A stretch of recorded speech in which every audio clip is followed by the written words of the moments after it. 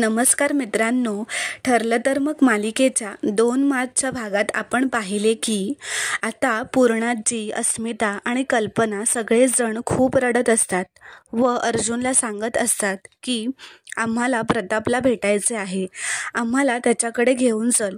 त्यावर अर्जुन म्हणतो, आपण जाऊयात डॅडना बघायला, पण कोणीही डॅडसमोर स्वतःचा कंट्रोल सोडू नका. असं म्हणून ते प्रतापला भेटायला निघतात.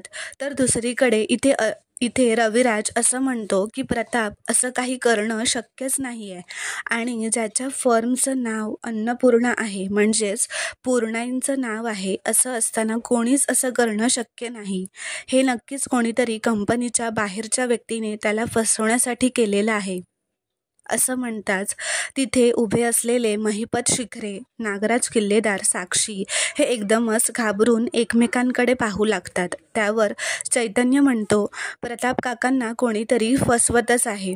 हे ड्रग्ज नक्कीच प्रताप काकांच्या ट्रकमध्ये कोणीतरी प्लांट केलेले असणार. असं म्हणाल्यावर महिपत प्रतापचं खोटं कौतुक करू लागतो. म्हणतो की प्रताप देव माणूस आहे, तो असं काही करणं शक्यच नाही. तेव्हा नागराज सुद्धा त्याला पाठिंबा देत प्रतापचं कौतुक करत म्हणतो, आम्ही सुद्धा खूप वर्षांपासून ओळखतो, त्याच्यासारखा सज्जन माणूस नाही. तर आता महिपत रविराजला विचारतो, आपण पुढे काय करूया, आपण काय करू शकतो ज्याने प्रताप लवकरात लवकर या सगळ्यातून बाहेर पडेल. त्यावर प्रताप म्हणतो की अर्जुनसुद्धा त्याच्या लेवलला बेल मिळवण्यासाठी प्रयत्न करत असेलच, त्यामुळे आपण मध्येच काहीतरी करायला नको. तर आता इकडे प्रतापला पाहायला पूर्णाजी, कल्पना, अस्मिता, सायली सगळेच पोलीस स्टेशनला आलेले असतात. त्याला पाहून सगळेजण फारच भावूक झालेले असतात. कोणालाही स्वतःचं रडू आवरता येत नाही. प्रतापसुद्धा सर्वांना पाहून स्वतःला सांभाळू शकत नाही. पूर्णाजी प्रतापला भेटून खूपच रडू लागतात.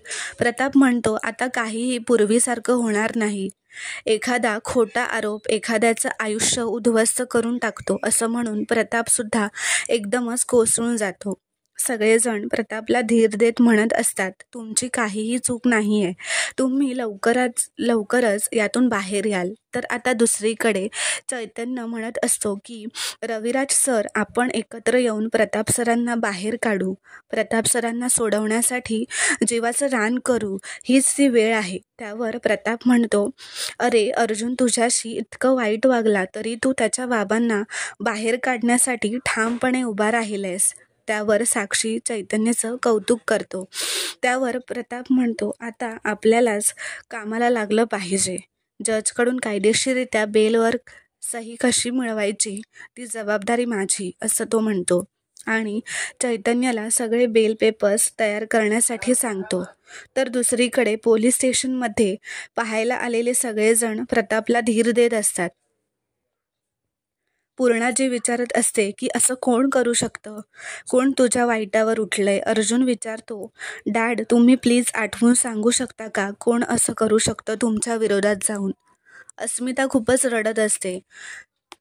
ती म्हणते, हे ज्याने कोणी केलं असेल ना, त्याला माझा शाप लागेल, तो कधीच सुखी नाही होणार.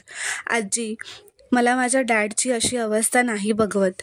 अर्जुन म्हणतो, मी तुम्हाला आजच्या आजच बेल मिळते का ते ट्राय करतो. सायली म्हणते, आई, आपण पोलिसांवर आणि कायद्यावर विश्वास ठेवूयात. आणि ती बाबांना म्हणते की आमच्या प्रार्थना आहेत तुमच्या पाठीशी, त्या अजिबात वाया जाणार नाहीत. आम्ही सगळे आहोत तुमच्या पाठीशी. व आता पोलीस स्टेशनमधील एक हवालदार त्यांना म्हणतो की तुमची भेटायची वेळ संपली आहे, तुम्ही प्लीज निघा. सगळेजण बाहेर निघाल्यावर अर्जुन आणि सायली तिकडेच थांबतात. प्रतापला म्हणतात की काही होणार नाही, मी लवकरच तुम्हाला सोडवणार आहे, तुम्ही धीर सोडू नका. असं म्हणत ते तिकडून निघतच असतात. तेवढ्यातच सायलीच्या लक्षात येतं आणि ती प्रतापला विचारते की बाबा, ही तीच ऑर्डर आहे का ज्यासाठी तुम्हाला महिपत शिखरेने पैसे दिले होते. त्यावर प्रतापसुद्धा म्हणतो की हो, ही तीच ऑर्डर आहे. ज्याला महिपत शिकरेने फायनान्स केला होता. असं म्हटल्यावर मात्र अर्जुनच्या लक्षात येतं की हे सगळं महिपतचंच काम आहे. तर बाहेर आल्यानंतर पूर्णाजी त्या व्यक्तीला पाहताच पूर्णाजींचा राग अनावर होतो. ती त्या व्यक्तीकडे येऊन म्हणते की झालं तुमचं समाधान. समाजात उच्च स्थान असलेल्या एका सभ्य माणसावर चिखलफेक केली तुम्ही. आनंद झाला असेल ना तुम्हाला. त्यावर तो माणूस म्हणतो, मी माझं काम केलंय. तो चिखल करायचा तो तुमच्या मुलानेच केलेला आहे. असं म्हणत तो उलट प्रतापलाच दोषी ठरवून त्याच्यावर खूप घाणेरडे आरोप करत असतो. तो माणूस म्हणतो, मी काही खोटं आरोप करत नाहीये. प्रतापच्या कंपनीच्या ट्रकमध्ये ड्रग सापडलेत. आता तो इतकी वर्ष जेलमध्ये जाईल की परत दिसणार सुद्धा नाही. असं म्हणून तो तिथून निघून जातो. तिथे अर्जुन आणि सायली येतात व अर्जुन सगळ्यांना म्हणतो, मी प्रयत्न करतोय. मी डॅडना घेऊनच येईन घरी. तुम्ही सगळे आता घरी जा. अर्जुन सायलीला म्हणतो, तुम्ही पण निघा सायली. डॅडच्या बेलचं मी बघतो. त्यावर सायली म्हणते, तुम्ही जे काही कराल त्यावर विश्वास आहे. मी येते. तुम्ही तुमची पण काळजी घ्या. असं म्हणत ती सुद्धा घरी जायला निघते. तर आता दुसरीकडे चैतन्य साक्षीला म्हणत असतो की आपल्याकडे वेळ खूपच कमी आहे. रविराज सरांनी सांगितलेले डॉक्युमेंट्स लवकरात लवकर तयार करायला लागणार आहेत.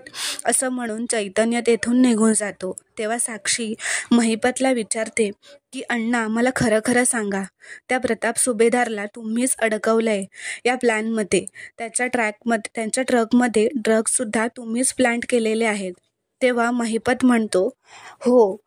साक्षीला सांगतो की मीच हे कारस्थान केलंय आणि कसं त्यांनीच पोलिसांना फोन करून सांगितलं की प्रताप सुभेदारच्या ट्रकमध्ये ड्रग्स ठेवलेले आहेत, त्याला अटक करा. तितक्यातच तिकडे अर्जुन खूपच रागात आलेला असतो व जोरात महिपत शिकरेला त्याच्या नावाने ओरडतो. तर मित्रांनो, पुढील भागात आपण पाहणार आहोत की मीडिया ही पूर्णाजीच्या घराबाहेर आलेली असते आणि तिकडे सायली सुद्धा घराबाहेर येताच सगळे मीडियावाले तिला प्रश्न विचारू लागतात की हे सगळे छुपे धंदे कधीपासून सुरू आहेत. तो ड्रग सापडलेला ट्रक तुमच्याच मालकीचा आहे का? असे सगळे प्रश्न ते विचारू लागतात. तर सायलीला कळत नाही की या सगळ्यांना काय उत्तरे द्यायची.